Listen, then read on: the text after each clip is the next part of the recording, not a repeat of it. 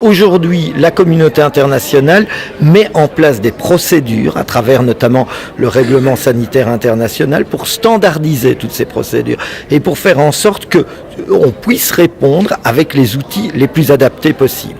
Aujourd'hui, pour ce qui concerne le nord-est de la RDC, le début d'épidémie semble sous contrôle grâce précisément aux réponses qui sont apportées en vertu de ce règlement sanitaire international. En tout cas, il faut batunyo se bailler que épidémie est sous contrôle.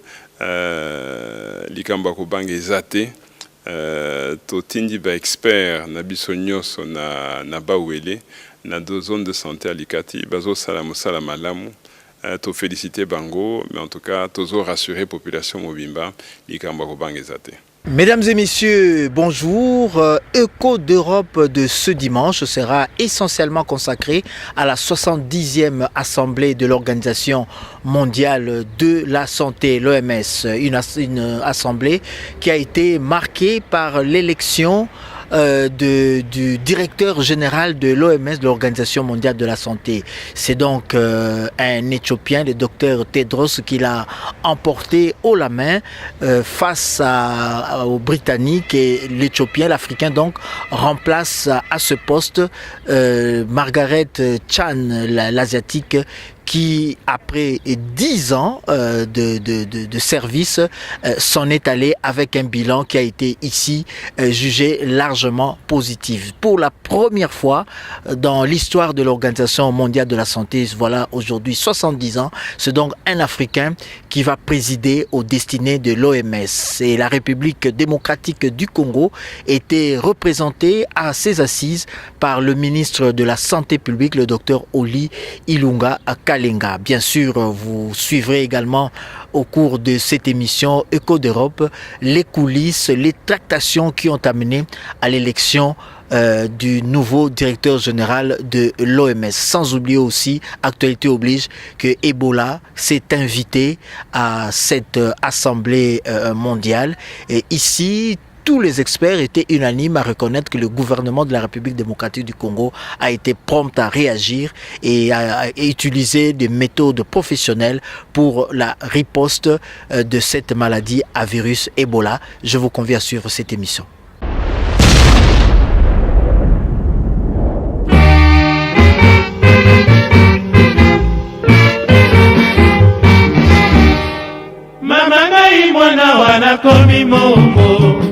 Nasambwisi nzoto na kolinga ye tongo etana nazali se kosambela chapele na maboko na kolela ye likambo nini ondoki ekoti na nzoto ye bolingo na koboya etingaminga yo bolingo ezanga bongo na mokanda mama ngai mwana wana komi moumbu nasambwisi nzoto na kolinga ye tongo etala nazali se kosambela chapele na maboko na kolela ye likambo nini ondoki ekoti na nzoto ye bolingo na koboya etingaminga yo o mama yelangata mai ya pio nakitisa motema ye bolingo ekangami na mongongo lokola sene ya misio makambo lelo toka bwani lokola mai na mafuta na kati ya molangi nsima na yo nakende soki mamelo nani na motema remplace yo lelo sanzelinga verite natika bampasi ya kokanisaka yo nyongo na ngai banzela na ngoboma atala lifelo tokomonana ye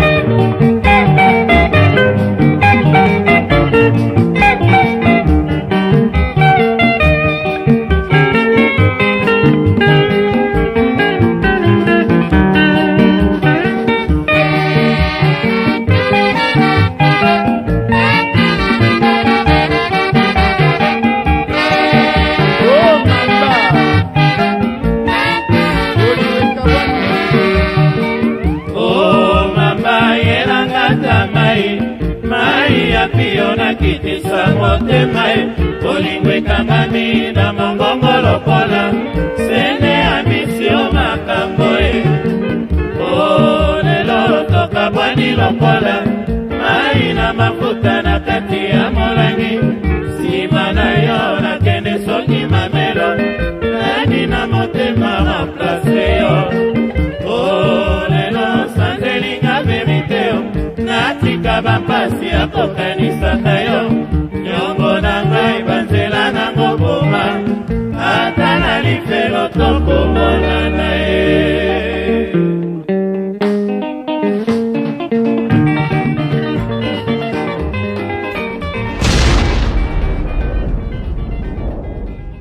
Merci de me donner encore l'occasion de parler à travers votre télé.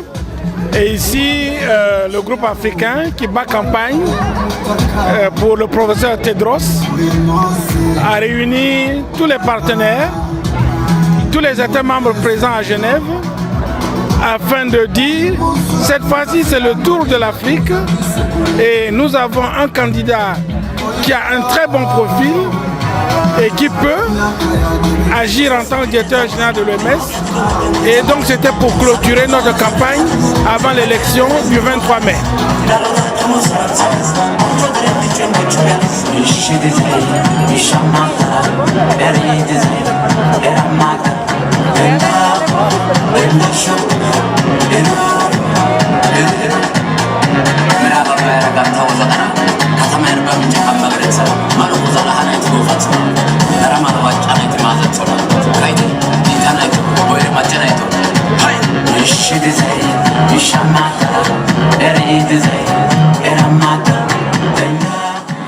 Oui, d'abord il faut dire que l'Afrique a l'habitude de célébrer ce que nous appelons la journée de l'Afrique. Et cette fois-ci, on a préféré combiner cette journée de l'Afrique avec la célébration de la candidature du Dr Tedros au poste de directeur général de l'OMS. Et vous savez que ça fait plus d'un siècle que l'OMS existe. Nous n'avons jamais eu un candidat africain au poste de directeur général. Plus d'un siècle, c'est beaucoup. Et pour la toute première fois, l'Afrique présente un candidat très compétent en la personne du Dr Tedros. Nous avons estimé qu'il fallait une grande mobilisation. Cette mobilisation a commencé ici à Genève au niveau des ambassadeurs. Et nous avons exécuté dans les ordres qui nous ont été donnés par nos chefs d'État et de gouvernement qui ont demandé que nous puissions soutenir la candidature du Dr Tedros à ce poste-là. C'est pour cela que vous avez vu cette mobilisation. Et là, c'est pratiquement le cheminement de la mobilisation parce que nous sommes en train d'aller petit à petit vers les élections qui vont avoir lieu dans 2 jours. C'est pour cette raison que vous avez vu que cette célébration a été marquée sous le sceau de la candidature du Dr Tedros. Et nous avons voulu que tout Genève, toute la communauté internationale puisse savoir que l'Afrique a présenté un candidat compétent et qui a été ministre des Affaires étrangères, ministre de la Santé de son pays et qui a dirigé beaucoup d'organisations internationales. Et donc c'est quelqu'un qui est très compétent et qui a une expérience avérée dans le domaine. Voilà pourquoi cette mobilisation a eu lieu et pourquoi les Africains l'ont soutenu d'une manière unanime. Merci Excellence. Et donc l'Assemblée générale commence demain. Vous attendez une forte délégation. Le ministre arrive demain. Comment vous allez faire pour gérer toute cette délégation?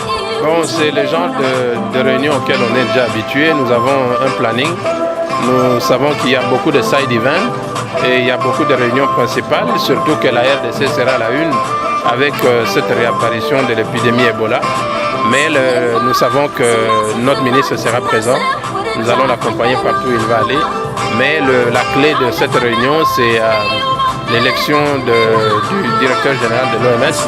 Nous pensons que le candidat africain va l'emporter.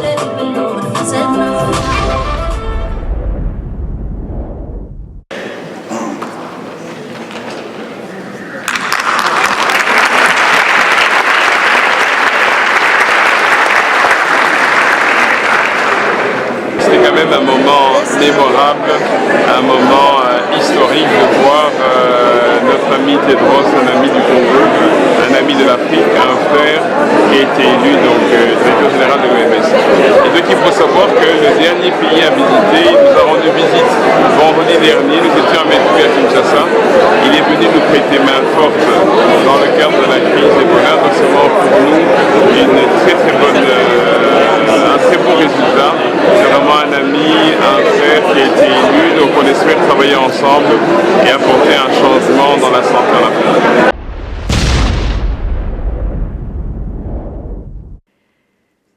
Le monde a eu la chance que la pandémie de grippe de 2009 a été si faible. Le monde a la chance que les nouveaux virus apparus et qui entraînent le syndrome respiratoire du Moyen-Orient de 2012 et les cas humains de grippe aviaire H7N9 en 2013 ne se transmettent pas facilement d'être humain à être humain. Mais nous devons continuer de faire preuve de vigilance car nous ne pouvons pas baisser la garde et ce parce qu'ils ont le potentiel de le faire.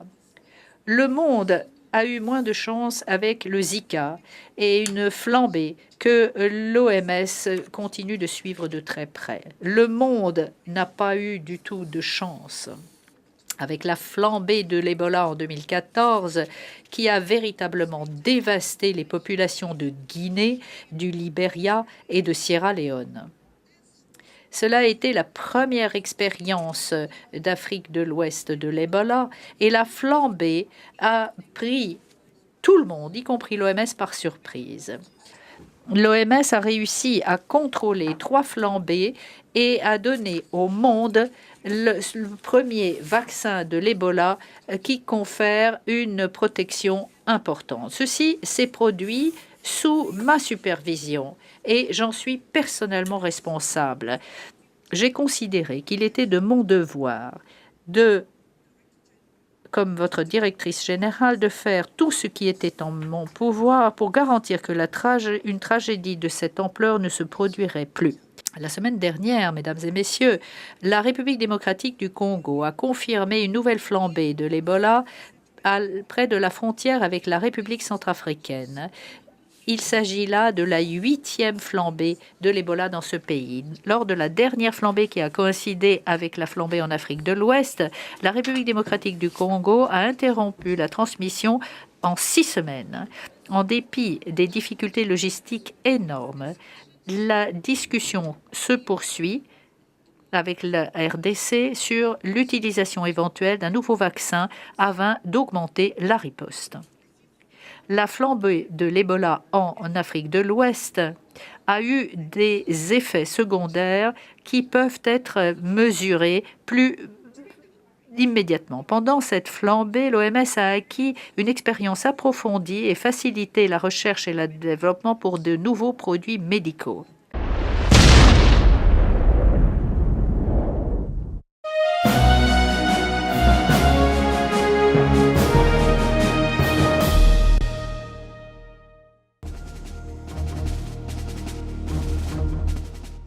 La République démocratique du Congo, mon pays, fait l'actualité ces derniers jours, notamment avec la 8e épidémie de maladie à virus Ebola dans le Bas-Ouélé.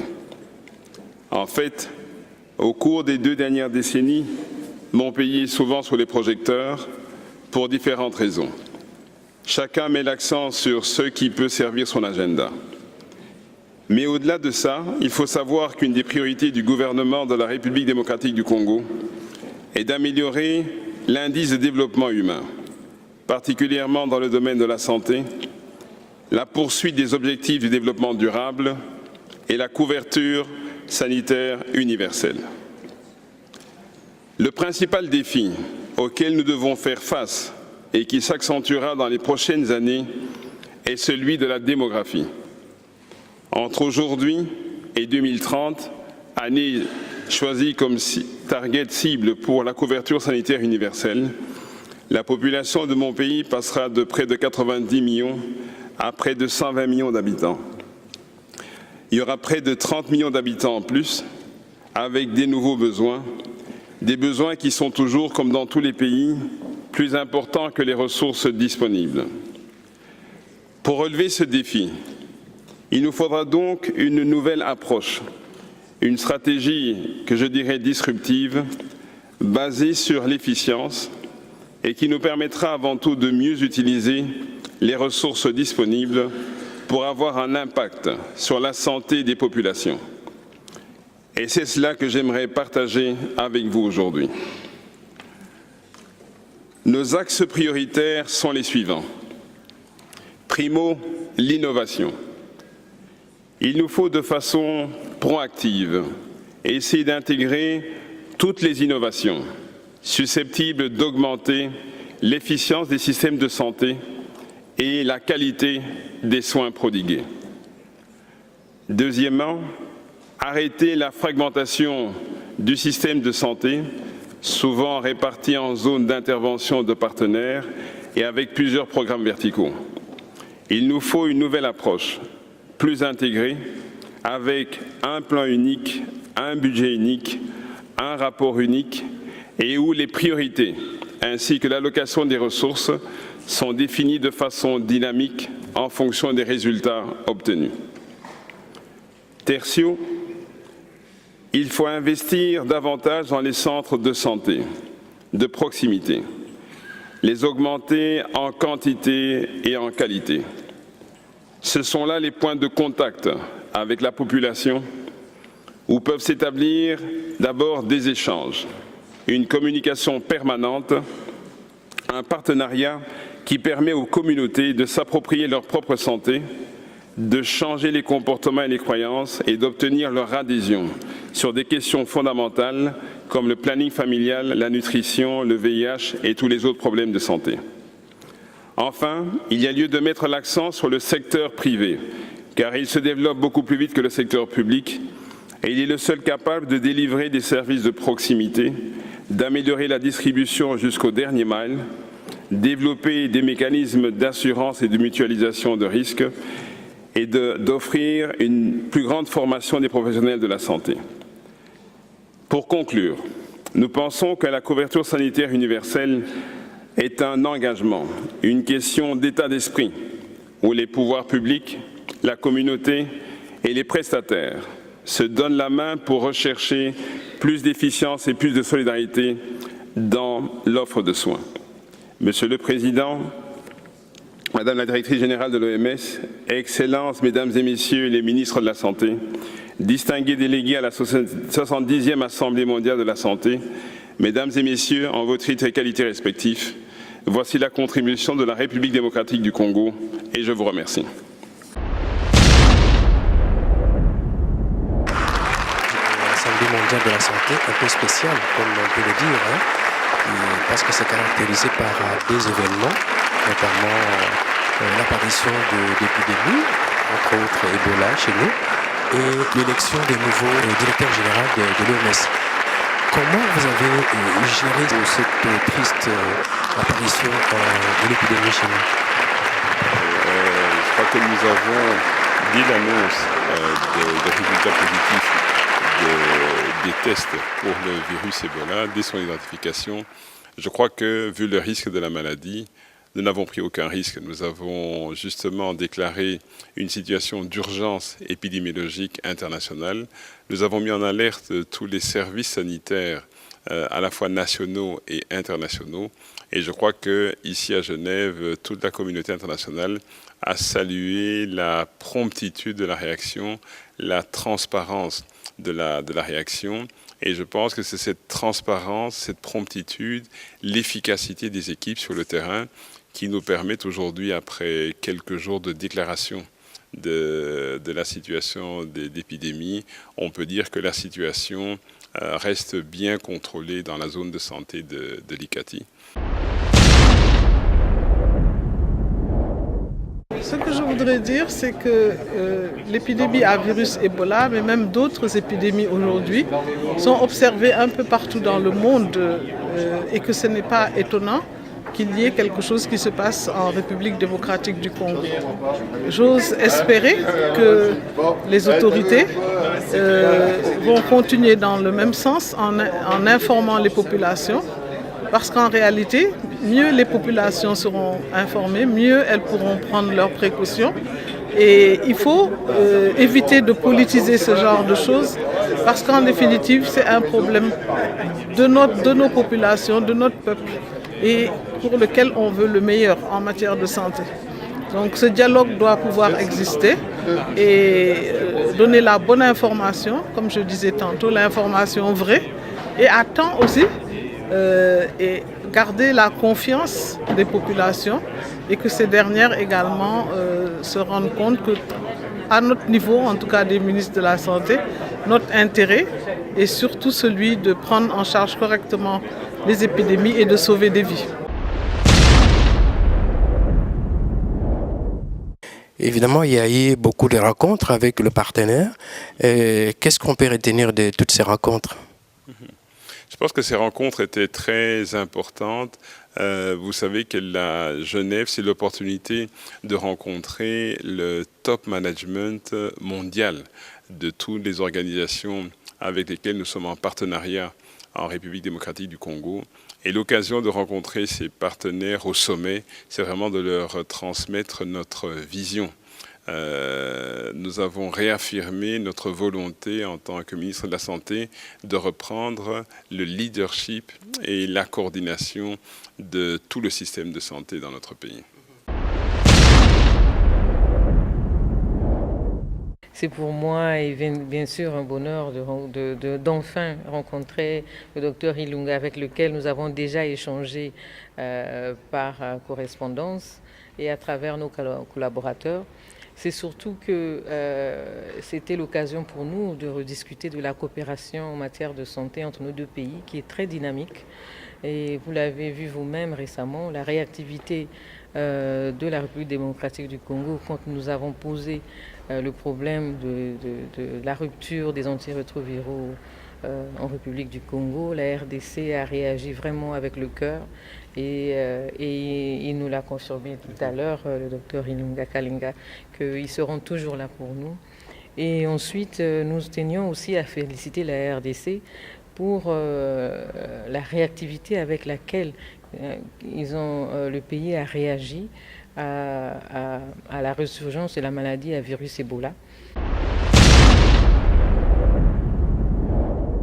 En tout cas, il faut en tout cas Batunyo se bailler que épidémie est sous contrôle, likamba kubang ezate, totindi ba expert na bisonyoso na bawele na deux zones de santé alikati bazo sala malamu. To féliciter bango, mais en tout cas tozo rassurer population mobimba likamba kubang ezate. Yasi maroma si alobi soko okokima mbangu kende yo moko me soko okokende mosika kende na bato. La grande dame Miss Tati Jackie Bello otongi nga mingi na yoki makelela zando ngai na kipaka te ngai pe onazalaki na libala kitoko ezali assurance te.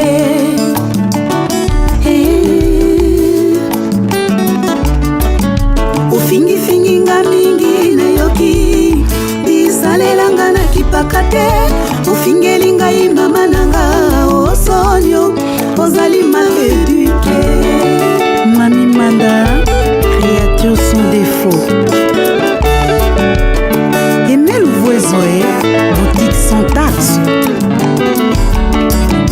Otongi nga mingi na yoki makelela zando ngai na kipaka te ngai pe onazalaki na libala kitoko ezali assurance te.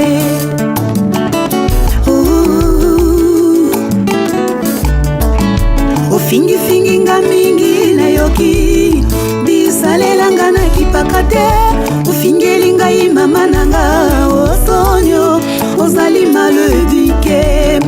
Yoko ozali mwasi ya libala pete na mosapi tika mobulu mobali ozali kosalela zuwa mobali ya bato mobali ya ngana mobali ya bébé.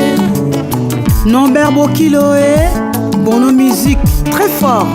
Ngaiko nazali nanga divorce mbwa kata singa baboyanga kala oko kolukanga matata yo kosambwa mobali ya bato mobali kitoko mobali ya bebe Médard ya Monica Patrick Mangasa Yaga Betembo